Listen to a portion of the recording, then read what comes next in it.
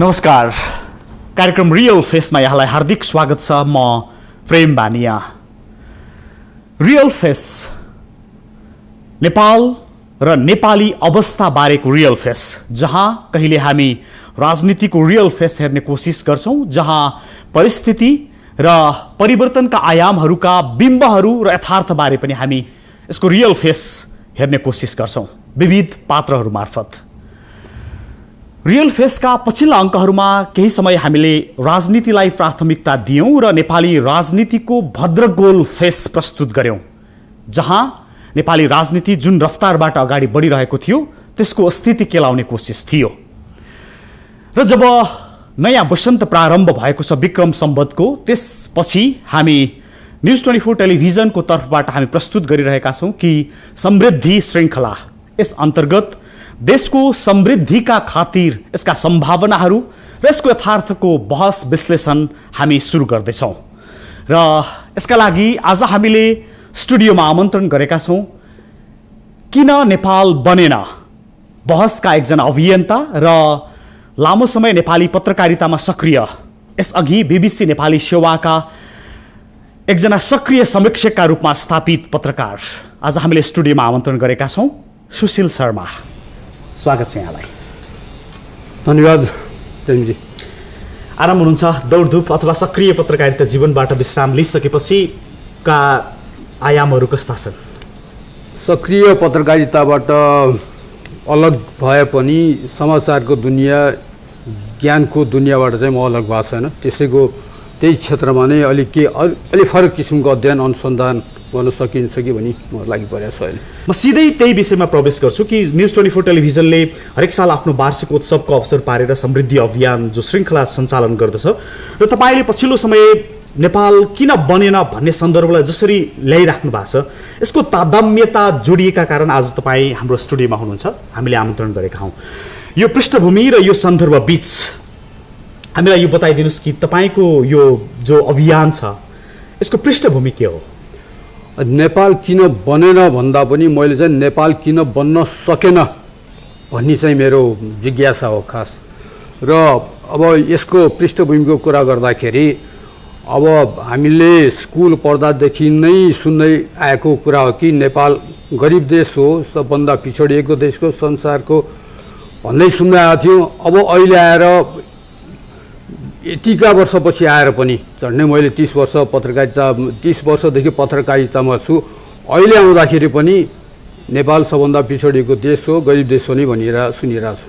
मेरो छोराले त्यही सुनिरहेको छ। अब अहिलेसम्म मलाई लाग्छ मेरो सीमित अध्ययनको आधारमा हेर्दाखेरि र अहिलेको विगतका पृष्ठभूमि हेर्दाखेरि मेरो छोराको छोरा, त्यसको छोराले पनि नेपाल गरिबै देश हो, पिछडिएको देश हो भनेर त्यो भन्ने भनाइबाट मुक्ति पाउला जस्तो मेरो उसमा चाहिँ लागेन। त्यसैले यो किन हुन्छ त? यो उहिलेदेखि भन्दै आएको कुरा अहिले पनि जारी छ, भोलि पनि यो जारी यो श्रृङ्खला टुट्ने सम्भावना देखिँदैन भने यो हुन्छ किन भन्ने मलाई यो प्रश्नले चाहिँ केही वर्ष झन्डै 8-10 वर्षदेखि झकझकाइरहेको थियो र यसमा केही गर्न सकिन्छ कि गर्नुपर्छ कि भन्ने लागिरहेको थियो।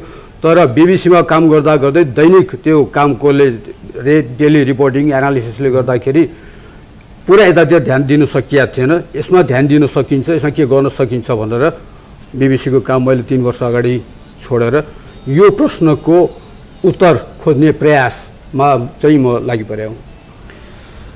तर तपाईँले नेपाली समाज माझ एउटा प्रश्न मात्रै राखिदिनु भएको छैन? मैले राखेको सबभन्दा पहिलो कुरो त हामी पत्रकारको पृष्ठभूमि अथवा पत्रकारको मुख्य काम नै प्रश्न नै गर्ने हो। त्यही प्रश्न गर्ने सायद यो संस्कृति, पेसागत संस्कृतिको कारणले पनि हुनसक्छ एउटा कारण। अर्को चाहिँ के भनेदेखि जब जवाफ मैले पाइरहेको छैन, उपलब्ध अध्ययन अनुसन्धान, उपलब्ध साहित्य, विकास साहित्य, उपलब्ध विद्वानहरू, विशेषज्ञहरू, एक्सपर्टहरूको उसबाट चाहिँ मैले खोजेको प्रश्नको उत्तर मैले पाइरहेको छैन भनेदेखि प्रश्न त मैले राख्नुपर्ने नै भयो। त्यसकारण यो प्रश्न नै छ, उत्तर म खोजीमै छु। यो प्रश्नको पछिल्तिर के उद्देश्य छ कि नेपाल समृद्ध होस् भन्ने आइडियाहरू आओस् हो वा प्रश्नमाथिको प्रश्न मात्र हो? प्रश्नमाथिको प्रश्न त हुने प्रश्नै आउँदैन, किनभने प्रश्नको लागि प्रश्न सोधेर त्यसको कुनै तुक हुँदैन, त्यसको कुनै सार्थकता हुँदैन।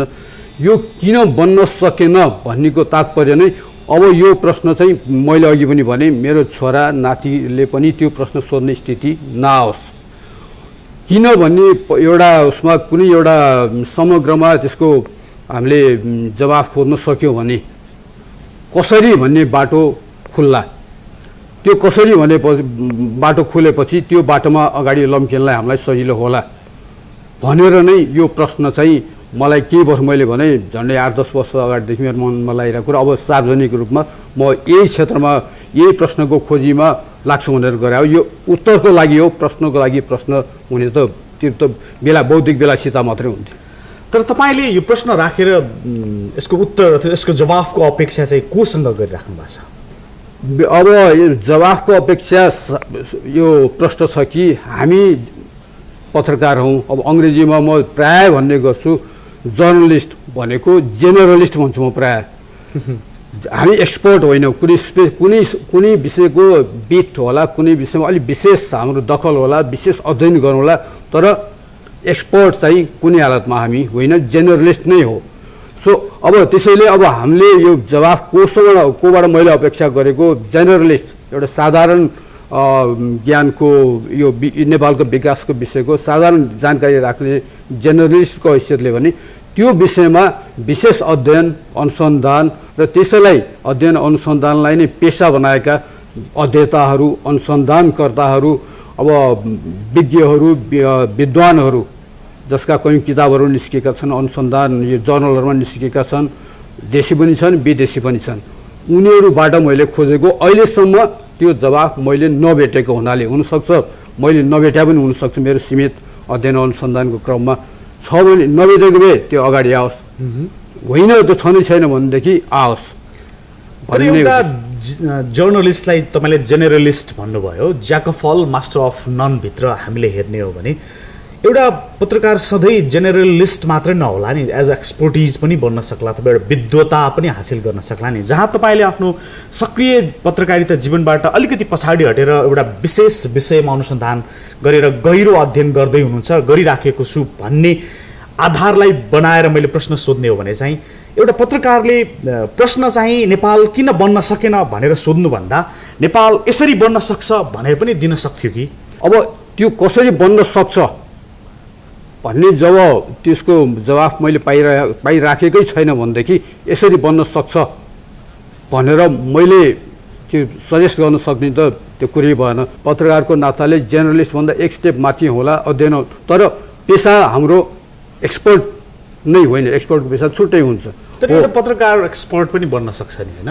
बन्न सक्छ, अवश्य पनि बन्न सक्छ, तर फेरि कुरा त्यही आउँछ। तर तपाईँ चाहिँ जीवनभर प्रश्न गरिरहने पत्रकार नै बन्न खोजिराख्नु भएको? मैले आन्सर खोजेको, अब यसको जवाफ खोजेको, त्यो किनभने प्रश्नको चाहिँ उत्तर मैले चित्तबुद्ध भेटिनँ। पहिलादेखि सुन्दै आएका भन्दै आएका त्यही नै देखिया हुनाले अब त्यसको जवाफ सायद उपलब्ध उसबाट म पनि खोज्ने प्रयास गर्ने हो कि तपाईँले भने जस्तै त्यो पनि म दिन सक्छु कि, जब कि मैले अघि भने एकाडेमिक अथवा एक्सपर्ट रूपमा होइन, उपलब्ध एक्सपर्टहरूबाट आउँदैन भनेदेखि विभिन्न किन कारणले आएन त्यो थाहा छैन। त्यस कारणले मेरो जवाफकै खोजीमै जवाफ दिनलाई अब प्रश्न मात्रै यत्रो वर्ष सोधियो, जवाफ पाइएन, अब जवाफ आफैले पनि फेला पार्न सक्छ कि भन्ने नै मेरो यो किसिमको तपाईँ भन्नुहुन्छ मिसन नै भन्नुभयो पनि हुन्छ। अब अलिकति नेपाल किन बन्न सकेन को सेरोफेरोभित्र छिरेर अलिकति छलफल गरौँ कि जस्तो चेन अफ हिस्ट्रीको कुरा गरौँ। 104 वर्षीय राणाकाललाई अलिकति परै छोडेर यो 64 वर्षे प्रजातन्त्र अथवा लोकतान्त्रिक अभ्यासको परिधिलाई केन्द्रमा राखेर हेर्ने हो भने आजसम्म 2007 साल यता 2072 प्रारम्भ भएको छ। यो अवधिमा नेपालले जस्तो खालको परिवर्तन अथवा विकासको अभ्यास गर्यो यो ठिक थियो कि यसको कोर्स नै चेन्ज गर्नुपर्ने थियो अथवा यो पुरापुर गलत थियो यो अभ्यास? अब यो मलाई लाग्छ यो प्रश्न रूपमा प्राज्ञिक प्रश्न हो। मैले अघि भने प्राज्ञिक या एकाडेमिक नभए हुनाले म यसको जवाफ दिन सक्दिनँ। मलाई चाहिँ त्यसको रिजल्ट, त्यसको तात्विक परिणामसँग मात्रै सरोकार के छ भनेदेखि 7 सालमा पनि हामी अघि मैले भने गरिब देश भनेर कलिन्थ्यौँ, अहिले पनि सबभन्दा गरिब र पिछडिएको देश भनेर नै गनिन्छौँ। 7 साल र अहिले 72 सालसम्म आइपुग्दाखेरि नेपालकै सन्दर्भ कुरा गर्दाखेरि हामीले धेरै ठुलो फड्को मारेका छौँ हरेक क्षेत्रमा। तर यो फड्को मार्दै पनि अहिले पनि हामी सबभन्दा गरिब देशमध्ये एउटा छौँ। संसारको कुनै विश्व रङ्गमञ्चमा टाउको ठडाएर उभिन सक्ने हैसियत हाम्रो छैन। नेपाली भनेपछि शिर निहुराउनु पर्ने स्थिति छ। हामी दुनियाँ विदेशमा जान्छौँ, एयरपोर्टमा विमानको कुरा गर्दाखेरि विमानमा उत्रेदेखि हामीलाई त्यो अर्कै खालको कम्प्लेक्स हुन्छ। त्यो किन हुन्छ? यत्रो 64 वर्षसम्म पनि किन नेपालको लागि 64 वर्ष कम हो भने त्यही खालको जवाफ आउनु पऱ्यो। अब हामीले कयौँ देशको कुरा गर्छौँ, 10 वर्ष 20 वर्ष प्रायः आजकल चलन चल्तीको कोरिया र सिङ्गापुरको कुरा आउँछ। उनीहरू कहाँ पुगिसके, हामी चाहिँ यहाँ छौँ।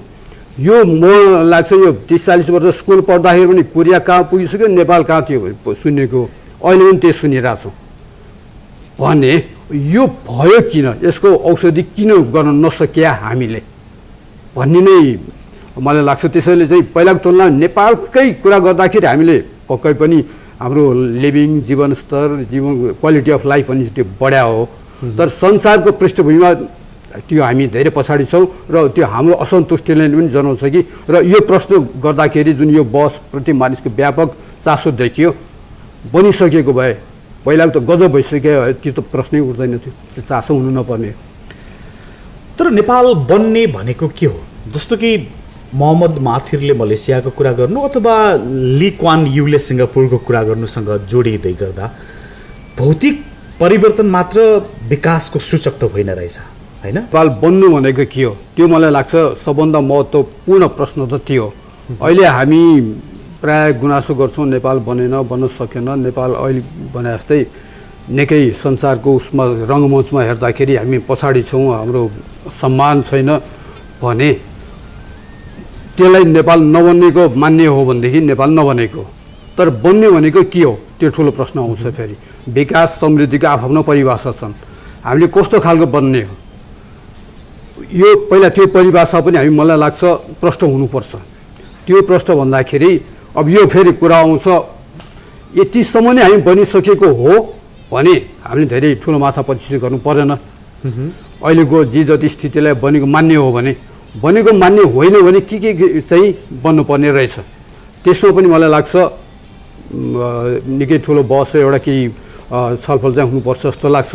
र सामान्य रूपमा मैले बुझ्दाखेरिको कुरा चाहिँ नेपाल बन्ने अहिलेको स्थितिमा भनेको चाहिँ के भने कम्तीमा पनि पुग नपुग अब 3.25 करोड हामी नेपालीहरूको एउटा सीमा राजनीतिक सीमा क्षेत्रभित्र नेपाल भन्ने सीमा यो भित्र बसेको मानिस 3 करोडको मौलिक अधिकार राइट टु लाइफ, घाँस बाँस कपास मिनिमम न्यूनतम आवश्यकता चाहिँ 3.25 करोडको पूर्ति हुनुपर्छ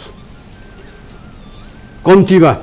अब त्यसपछि उसको स्वास्थ्य उपचारको लागि केही पर्दाखेरि राज्यले हेर्ने या अरू कुनै व्यवस्था, म राज्य पनि भन्दैन, कुनै पनि किसिमको व्यवस्था हुनसक्छ कि सक्दैन र उसको बाँच्न पाउने अधिकार र त्यो चाहिँ र त्यसमाथि आउँछ शान्तिपूर्वक बस्ने, सुरक्षाको पूर्वक बस्ने, शान्ति सुरक्षा सहितको आधारभूत आवश्यकता कम्तीमा पनि। त्योभन्दा बढी त मानिसको आवश्यकता त सीमित हुन्छन्, विकासको कुनै सिमाना हुँदैन।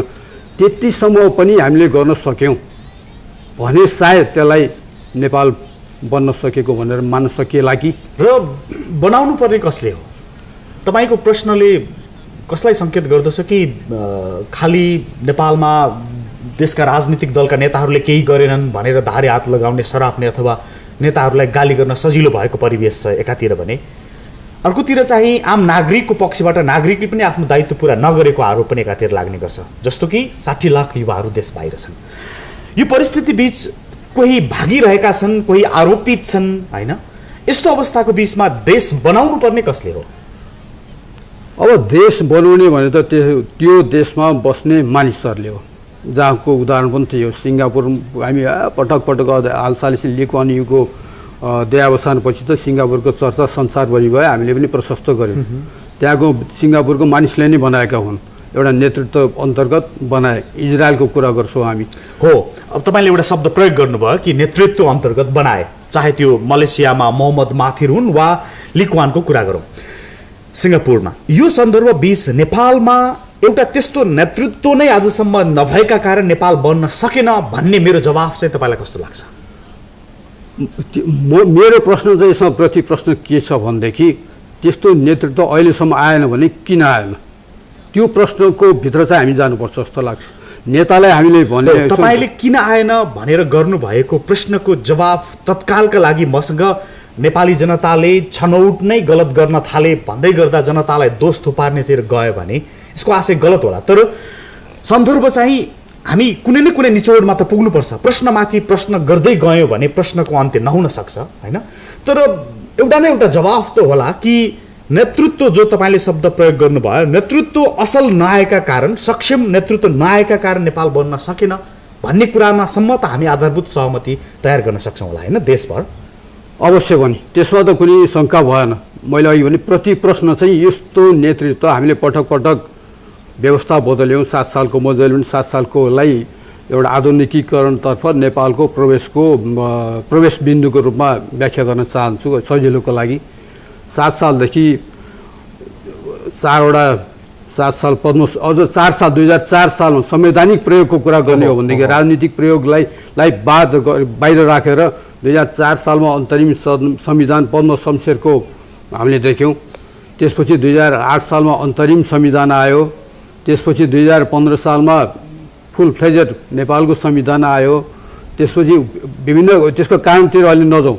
19 सालमा अर्को पटक पटक संवैधानिक प्रयोगहरू गऱ्यौँ, पटक पटक राजनीतिक प्रयोगहरू गऱ्यौँ। बाहिर सिङ्गापुर मलेसिया भने जस्तो राजाको सक्रिय अधिनायकवादी भनिने शासन पनि देख्यौँ। त्यो अधिनायकवादी शासनभित्र पनि कुनै पनि सरकार लामो समय पुरा अवधि नटिक्या पनि देख्यौँ। एकपछि अर्को नेताहरू आएका पनि देख्यौँ। युवा नेतृत्व चाहिन्छ, उदीयमान भन्ने पनि देख्यौँ। युवाहरू पनि आए। अहिलेको हामी वृद्ध बुढा नेतृत्व भने 81 बुढा त भएको थिएनन् उनीहरू पनि युवा नै थिए। उनीहरूले पनि युवा हुँदाखेरि किन उनीहरूको नेतृत्व चाहिँ स्थापित हुन सकेन, परिवर्तन हुन सकेन? त्यसको कारण नेतृत्व स्थापित हुन नसक्ने, दूरदर्शी नेतृत्व चाहियो भन्छौँ, इमान्दार नेतृत्व चाहियो भन्छौँ, व्यक्तिगत र पार्टीगत स्वार्थभन्दा माथि उठेको नेतृत्व चाहियो भन्छौँ, भनिरहेछौँ। त्यो भनिरहेछौँ कम्ती 64 वर्षको यताको मात्रै कुरा गर्ने हो भने पनि किन भएन? त्यसको के कारण त होला पक्कै पनि। कारणै छैन भनेदेखि भन्दै अर्को 64 वर्ष भन्दै जाउँ होला। त्यो कारण खोतल्नमा चाहिँ हामी नगएर प्राय भएन भनी मात्रै गऱ्यौँ। भएन भने जडमा हामी सायद पुग्न सक्यौँ भने यो कारणले चाहिँ नपुग्या नेतृत्व हामीले भने जस्तो सामाजिक, आर्थिक, सांस्कृतिक, भू राजनीतिक यो कारणले चाहिँ नेतृत्व यहाँ स्थापित हुन सकिया रहेछ, राम्रो नेतृत्व। त्यस कारण यो पोइन्टलाई चाहिँ हामी एड्रेस गरौँ भन्ने चाहिँ सल्युसनतिर जान सकिन्छ कि भन्ने मेरो आशय हो। सल्युसनको खोजी नै हो। नेपालको विकास वा परिवर्तन अभ्यासमा 2007 साल पछिको सन्दर्भमा एकैछिन छलफल गरौँ कि जस्तो विश्वेश्वर प्रसाद कोइराला र तत्कालीन राजा महेन्द्रलाई एक मानकका रूपमा परिवर्तनका लागि व्याख्या गर्ने गरिन्छ। जस्तो कि कतिपय मानिसहरू भन्छन् आजको दिनमा पनि महेन्द्रको राष्ट्रवाद ठिक थिएन वा ठिक छ, त्यसको कित्ताकाट एकातिर होला, वा विश्वेश्वर प्रसाद कोइरालाले अवलम्बन गरेको विकास वा समाजमा जसरी रफ्तार परिवर्तनको ल्याउन सकिन्छ भन्ने जुन खालको सामाजिक मेलमिलापको सन्दर्भ छ, त्यहाँदेखि यहाँसम्म आउँदै गर्दा विकासका जुन खालका प्रयोगहरू गरिँदै आइयो वा महेन्द्रदेखि बीपीसम्म वा पछिल्लो कालसम्म त्यो प्रयोग नै गलत थियो कि भन्ने पनि प्रश्न हुन सक्छ। अब त्यो भन्दा पनि मलाई लाग्छ मुख्य कुरो चाहिँ अहिले विश्वेश्वर प्रसाद कोइराला र महेन्द्रको कुरा गर्नुभयो। एउटा प्रयोगकै सिलसिलामा प्राय भनिने के थियो भनिन्छ भनेदेखि त्यो 15 सालमा बीपी कोइरालाको 2/3 बहुमतको सरकारले चाहिँ पूर्ण अवधि पुरा गर्न सकेको दिएको भए अथवा 17 सालमा त्यो नभइदिएको भए सायद नेपालले अहिले एउटा गति लिइसक्थ्यो। एउटा काल्पनिक प्रश्न हो, हुन पनि सक्थ्यो, खतम हुने पनि हुन सक्थ्यो, थाहा छैन हामीलाई। त्यो विशुद्ध प्राज्ञिक, मैले यसमा राजनीतिक राजनीतिक सड मैले टाढा बसेर हेर्दैछु कि 17 सालदेखि 27 सालसम्म 28 साल 10 साढे 10 वर्षको अवधिमा महेन्द्रको शासनकालमा त्यो जुन शासन व्यवस्था थियो त्यो व्यवस्था र महेन्द्रकै जसले त्यो व्यवस्था प्रादुर्भाव गरे अर्को 10 वर्ष या 30 वर्ष भइदिएको भए सायद थिति लाग्थ्यो कि यो प्राज्ञिक दृष्टिकोणले हामीले हेर्ने कि नहेर्ने। हामी अहिले कि एक थरीलाई अब यो प्राज्ञिक क्षेत्रको मैले किन आन्सर आएन भन्ने कुरा चाहिँ यो खत्तम भयो भने एक थरीलाई गाली गर्ने कि अर्कोलाई दोष दिने कि अर्कोलाई दोष दिने त्यसमा हामीले मलाई लाग्दैन अध्ययन गरेका छैनौँ। त्यो राजनीतिक रङभन्दा टाढा बसेर राजनीतिक ऊभन्दा बाहिर बसेर खास गरी तपाईँ हामी जस्तो 2-4 अक्षर पढेर लेखेको मानिसहरूले चाहिँ सबै राजनीतिक यो उसभन्दा बाहिर बसेर स्वतन्त्रपूर्वक प्राज्ञिक चिन्तन र त्यसको आन्सर मैले यो सोधेका प्रश्नको जवाब खोज्ने प्रयास चाहिँ देखिँदैन। मैले भने त्यो 10 वर्षको अवधिमा र दक्षिण कोरियाको 1960 देखि 70 सम्मको विकासको तुलना गरिएर म त्यसमा पनि अलिकति अहिले हेर्न खोज्दैछु बराबरी छ या नेपाल अलि मात्रै पछाडि परेर रहेछ भनेदेखि 10 वर्षको पिरियडमा त सायद चाहिएको थियो कि मैले निष्कर्षको एउटा अहिले उदाहरणको रूपमा मात्रै पेश गरेको।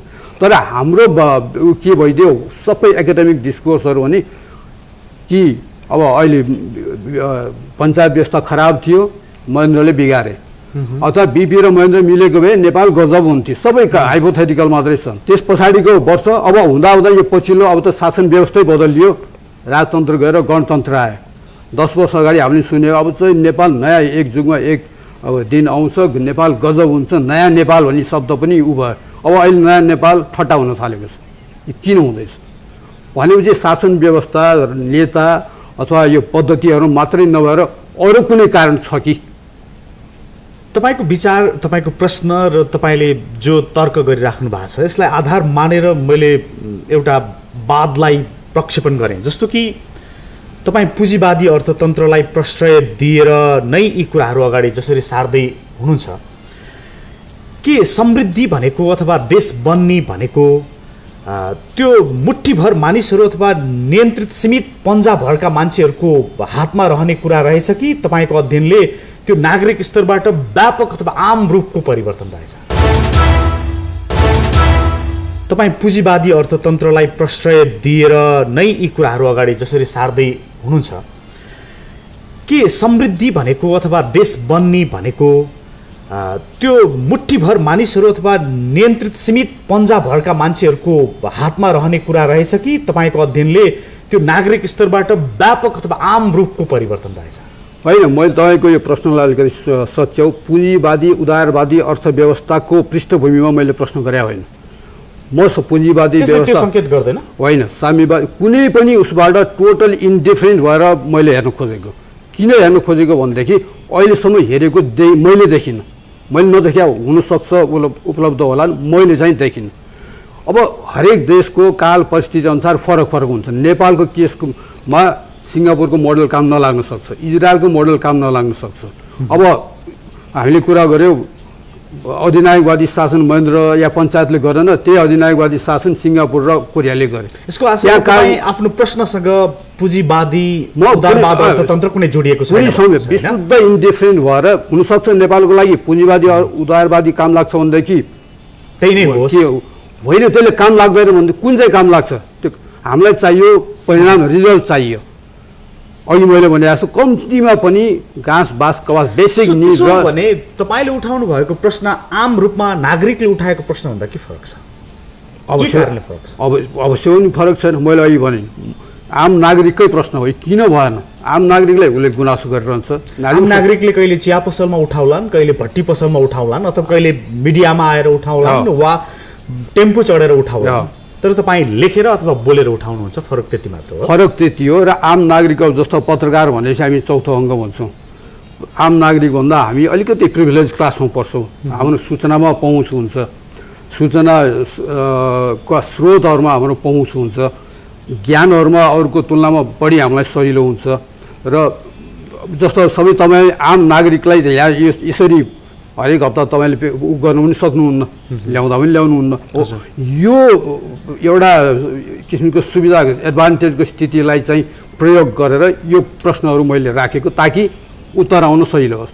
कुन एउटा त्यस्तो तत्त्व छ अथवा कुन एउटा त्यस्तो पुस गर्ने एउटा फ्याक्टर छ तपाईँको पछिल्लोतिर जसले तपाईँलाई यो प्रश्न गर्न बाध्य बनायो? तपाईँको भित्री आत्माले देश समृद्धिको आकाङ्क्षा राखेर हो वा आजभोलि हरेक प्रश्नमा पनि शङ्का गर्ने छुट छ नि मान्छेलाई होइन कि संघीयता अथवा पहिचान सहितको संघीयता उठाउँदा त्यस पछिल्लोतिर कुन तत्त्व छ अथवा नेपालको सिमाना भारतले मिच्यो भनेर मिडियामा कराउँदा त्यस पछिल्लोतिर कुन तत्त्व छ?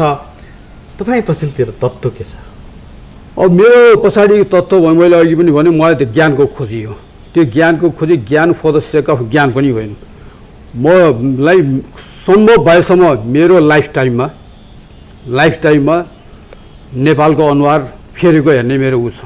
काठमाडौँ एयरपोर्ट उत्रिन साथ मेरो अनुहार त्यो के भन्छ त्यो अमिलो निचरेको जस्तो मेरो हुन नसकोस्। मैले मान्छे कसैलाई बोलाउँदाखेरि उसको अगाडि मेरो शिर निहुरिने स्थिति नहोस्। कम्तीमा पनि नभए पनि कम्तीमा मेरो लाइफटाइम यो रातारात हुन्छ भने मलाई मेरो विश्वास पनि होइन, त्यो आशा गर्नु पनि सकिँदैन। कम्तीमा मेरो छोराको जेनेरेसनले 10 वर्ष पछाडि चाहिँ एउटा ट्र्याक समात्ने हामीले बाटो खोलिदिन सक्यो भने, छोराको जेनेरेसनले त्यो छोराभन्दा पछाडिको जेनेरेसनले गर्न सक्यो भने एउटा सन्तुष्टिको कुरा मेरो उद्देश्य त्यतिकै हो। त्योभन्दा बढी कुनै ऊ पनि छैन। र अब तपाईँलाई यो प्रसङ्गवश तपाईँले उठाइहाल्नुभयो। अब कोसिस गर्ने हो। कोसिस परिणाम हाम्रो हातमा छैन। गीताले भन्छ कोसिस गर फलको आश नगर भन्दैन उसले। त्यो मैले बुझेसम्म चाहिँ त्यो नबुझेको। फलको विषयमा तिमी विचार नगर, कर्म गर्दै जाऊ, इमान्दारीपूर्वक गर। फलको आश नगरे त कर्म हुँदैन। फलको आश गऱ्यो भने त्यो त जोगियो पारा भयो। कर्म के हुन्छ तर विश्वास के हो भनेदेखि सिन्सियरली गर्दाखेरि यसको रिजल्ट चाहिँ आउँछ भन्ने विश्वास हो। तर तपाईँको विश्वासको पछिल्लोतिर पनि कुनै आधार त छ नि, जस्तो कि नेपालमा परिवर्तनको लागि जस्तो विकेन्द्रीकरणको शैलीलाई हामी बदल्न सकौँला अथवा नेतृत्वलाई परिवर्तन गरेर गर्न सकौँला अथवा देशलाई औद्योगिक क्रान्तितिर अथवा आर्थिक क्रान्ति, कृषि क्रान्ति जेसुकै भन्नुहोस्, त्यस्तो कुनै आधार त होला कि तपाईँले कुनै समय आफ्नै प्रश्नको जवाफ आफै दिनुहुनेछ? विश्वास गर्ने आधार प्रशस्त छ। किनभने नेपाल प्रचुर सम्भावना भएको देश हो। यसका हामीले नेपाल खत्तम छ बिग्रियो यो भने प्रायः हामी नकारात्मक कुरा, यसका सबल पक्षहरू असङ्ख्य छन्। स्रोत साधनको त हामीले कुरा गर्नै परेन। हामी खास भन्यो भनेदेखि सुनको खानीको देशमा गरिब भएर बसेका मानिसहरू। अब सुनको खानी छ त्यसलाई उत्खनन गर्ने कुरा मात्रै हो। मानिसको कुरा गर्दाखेरि हामी प्रायः हामीले आफूलाई नेपाली जस्तो खत्तम, नेपाली यो बल्छी यो भनेर भन्छौँ। तर कयौँ देशको मानिससँग कुरा गर्नुभयो भनेदेखि तुलना गर्नुभयो भनेदेखि देख्नुहुन्छ हामी जति शान्तिप्रिय, सहनशील, मिलनसार, कुनै कुरा मजासँग कन्भिन्स गर्न सकिने सायदै यस्तो समाज र विभिन्न यतिका जात जाति भाषा भाषी पनि यसरी मिलेर एउटा सहकार्य गरेर बसेको चाहिँ यो एकदम अतुलनीय स्ट्रेन्थ छ हामीसँग। त्यो स्ट्रेन्थलाई चाहिँ गर्न सकि त्यसलाई परिणाममा हामीले ल्याउन सकेका छैनौँ। त्यो सकिन्छ भन्ने चाहिँ विश्वास छ। यतिका सबल पक्षहरू छन्। सुशील शर्मा स्वयंले आफूले सोधेको प्रश्नको जवाफ आफै दिने होला हैन? अब आउनुपर्ने ठाउँ जसमा प्राज्ञिक क्षेत्र जसको काम चाहिँ यो खालको अध्ययन अनुसन्धान गर्ने हो, त्यो राष्ट्रिय क्षेत्रको पनि हुनसक्छ, अन्तर्राष्ट्रिय क्षेत्रको पनि हुनसक्छ। आएन भनेदेखि मलाई लाग्छ मेरो लक्ष्य चाहिँ त्यही हो। आएन भने कुनै किसिमबाट यो त मिसनै हो, गर्न सकिन्छ, मेरो तर्फबाट आउन सक्छ। तपाईँ आफ्नो प्रश्नको जवाफ अथवा समाधानका लागि नेपालमा त्यस्तो कुनै डिजास्टर अथवा त्यस्तो कुनै विध्वंसको अपेक्षा गर्नुहुन्छ कि एउटा पुस्ताले अहिले जुन खालको प्रगति अवरोध तपाईँले गरिराख्नु भएको प्रश्नलाई नै छेकिराखेको छ, केही पनि दिन नसकेको अवस्थाको बीच केही उपलब्धिका लागि एउटा पुस्ताले कुनै विध्वंस मचाउन आवश्यक छ, जबरजस्ती गर्न आवश्यक छ? मेरो विचारमा त्यो जरुरी छैन। जबरजस्ती र विध्वंस त प्रशस्त भइसक्यो, भएको त्यसबाट हुने भए त अहिले हामी धेरै परिवर्तन भए देखिन सक्थ्यौँ। विभिन्न खालका सङ्घर्ष भए, जस्तो कि एउटा लेयरमा बसेको छ नि हैन, कालो बादल अथवा तपाईँको बाटो छेकेर परिवर्तनको बाटो छेकेर बसेका सिपाहीहरू, बुढाखाडा अथवा जस्तोसुकै भन्नुहोस्, तिनीहरूलाई पन्छाउन आवश्यक छ नि। त्यो पन्छाउनको लागि विध्वंस पनि आवश्यक छ कि छैन भन्ने प्रश्न होइन। अब यहाँनिर प्रश्न परिवर्तनको लाई बाधक बनेर को बसेको छ त्यही नै खुट्याउनु पर्ने। फेरि त्यो पनि प्रश्न नै छ। हामीले बुढालाई, पुरानो पुस्तालाई, नेतालाई त भन्छौँ, तर भनेको यो वर्षौँ भइसक्यो हो। तर पनि त्यो कयौँ अब हुँदा पछिल्लो स्थितिमा तपाईँले देख्नु राजतन्त्र नै भएभरको नेपालको जग भनेको नै गयो। त्यत्रो लाखौँ लाख मान्छे उत्रेको, यत्रो अब जनयुद्ध जनआन्दोलन भनेको त्यो गइसकेपछि पनि 10 वर्ष यता पनि हामी नेपाल बच्छ कि बच्दैन, नेपालको भविष्य झन् अन्धकार छ भन्छ भनेदेखि त्यो तगारोको त प्रश्न छैन। त्यो तगारो नै छ भने किन छ, त्यो कहाँबाट आउँछ भन्ने चाहिँ त्यो खुट्याउनुपर्छ जस्तो मलाई लाग्छ। आज रियल फेसमा उपस्थित भएर पत्रकार सुशील शर्माले भन्नुभयो, नम्बर 1 नेपाल किन बन्न सकेन भन्ने प्रश्न अबको अर्को पुस्ताले सोध्न नपरोस् भनेर मैले सोधेको हुँ। नम्बर 2 2007 साल यता नेपालले राम्रो फड्को मारेको छ परिवर्तनको, तर पनि हामी संसारको गरिब देशभित्र छौँ, हामी किन यो अवस्थामा छौँ भन्ने निरन्तरको प्रश्न छ। नम्बर 3 नेपाल बन्ने भनेको जीवनका आधारभूत आवश्यकता कम्तीमा पुरा हुनु हो। नम्बर 4 नेतृत्व सक्षम आएन र नेपाल बनेन, यो एउटा कारण हुन सक्छ। नेतृत्व किन आएन भन्ने अझ बढी अर्को प्रश्न हुन सक्छ। नम्बर 5 यो प्रश्न आम नागरिककै प्रश्न हो, नेपाल किन बन्न सकेन? आम नागरिकको त्यसमा कुनै शङ्कै छैन। नम्बर 6 ज्ञानको खोजी पनि हो यो प्रश्न, देश परिवर्तन होस् यो रातारात हुन्छ भन्ने विश्वास छैन। ज्ञानको खोजीको लागि मात्र होइन, त्यसको परिणामको लागि पनि हो। नम्बर 7 यो प्रश्नसँग जवाफ र समाधानको खास आधार र विश्वास पनि छ। आशा र विश्वास नभएको त कुनै पनि कामहरू गर्दै गए, कुनै प्रश्नहरू गरियो भने त्यो विशुद्ध एउटा बेलासिता मात्रै हुन्छ। नम्बर 8 कुनै दिन आफ्नो यो प्रश्नको जवाफ स्वयं सुशील शर्माबाटै पनि आउनुपर्ने हुनसक्छ। आउनुपर्ने स्थिति नआइदियो भने म खुसी हुन्छु। र नम्बर 9 यो देशमा कुनै पनि परिवर्तनको लागि, नेपाल बन्नको लागि कुनै पनि विध्वंसको आवश्यक छैन। राज संस्था फालेर एउटा विध्वंस जो थियो त्यो फालेर पनि किन परिवर्तन भएन भन्ने अर्को प्रश्न छ तपाईँको। अवश्य पनि विध्वंसले होइन, अब निर्माणकोतिर जानुपर्ने हो, त निर्माणको बाटोमा पनि हामी किन लाग्न सकेनौँ, प्रश्न फेरि त्यही आउँछ। र नम्बर 10 मा के भन्नु छ अन्तिममा? मलाई लाग्छ अन्तिममा भन्दाखेरि नेपाल बनाउन सकिन्छ, त्यो चाहिँ मेरो विश्वास हो। सबल पक्षहरू प्रशस्त छन्, नेपालको स्ट्रेन्थहरू प्रशस्त छन् र गर्न नसकिने एउटा उखानै छ नि, नथिङ इज इम्पोसिबल के भनाइ नै छ, नथिङ इज इम्पोसिबल। नेपालको केसमा पनि त्यो लागु हुन्छ, तर यो कति समय लाग्छ, 5 वर्ष 10 वर्ष 20 वर्ष, त्यो हामीलाई सकेसम्म चाँडै चाहिएको छ। सकेसम्म मैले भने मेरै पुस्तालाई चाहिएको छ, नभए पनि मेरो छोराको पुस्तासम्मलाई चाहिएको छ। र विभिन्न देशको उदाहरणहरू हेर्दाखेरि नसकिने भन्ने छैन, सकिन्छ, तर सक्ने बाटो के हो त्यो अहिलेसम्म चाहिँ पहिल्याउन सकिया छैन। पहिल्याउनुपर्छ, त्यो जति सक्दो चाँडो पहिला उति सक्दो चाँडो चाहिँ त्यो ठाउँमा चाहिँ हामी पुग्न सक्छौँ। तपाईँको अभियान, तपाईँको सन्दर्भ, तपाईँको यो जो गन्तव्य उन्मुख प्रश्नहरू छन् र प्रश्नहरू छन्, यी प्रश्नहरूको जवाफ चाँडै मिलोस्। तपाईँकै शब्दमा अर्को पुस्ताले यो प्रश्न गर्न नपरोस्। तपाईँलाई हाम्रो तर्फबाट शुभकामना शुभेच्छा पनि प्रस्तुत गर्छौँ र हामीलाई विचार व्यक्त गरिदिनु भयो, स्टुडियोमा आएर यसको लागि धेरै धेरै धन्यवाद। धन्यवाद प्रेमजी, धेरै धन्यवाद। यसअघि आजको रियल फेसको निर्धारित समय सकिएको छ। अर्को साता अर्का अतिथिका साथ हामी उपस्थित हुन्छौँ। आजलाई हामीलाई बिदा दिनुहोस्। नमस्ते।